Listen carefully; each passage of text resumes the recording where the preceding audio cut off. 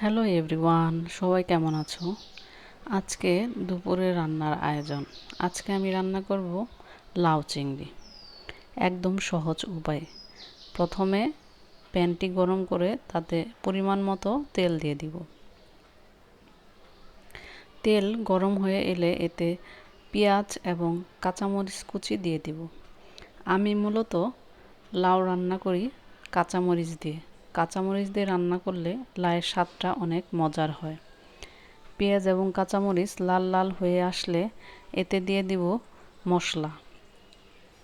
পেঁয়াজ বাটা ও রসুন বাটা প্রথমে দিয়ে মশলাটাকে ভালো করে কষিয়ে নিব, এতে যাতে কাঁচা ভাবটি দূর হয়ে যায়। মশলা কষানো আমার শেষ হয়ে গিয়েছে। এখন এখানে দিয়ে দিব শুকনা সব উপকরণ।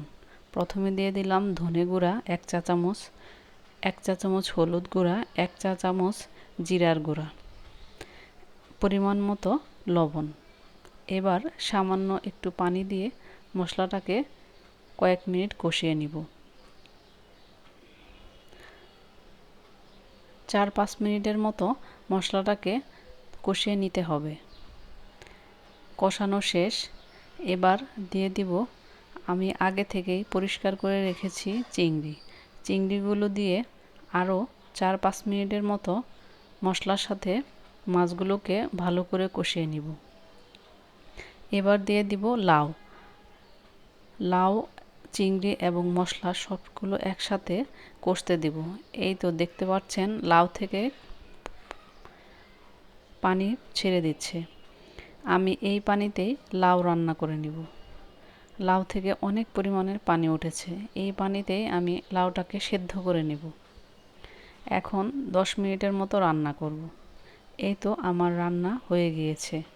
খাওয়ার উপযুক্ত হয়ে গেছে লাউ চিংড়ি। এবার আমি রান্না করব লাল শাক।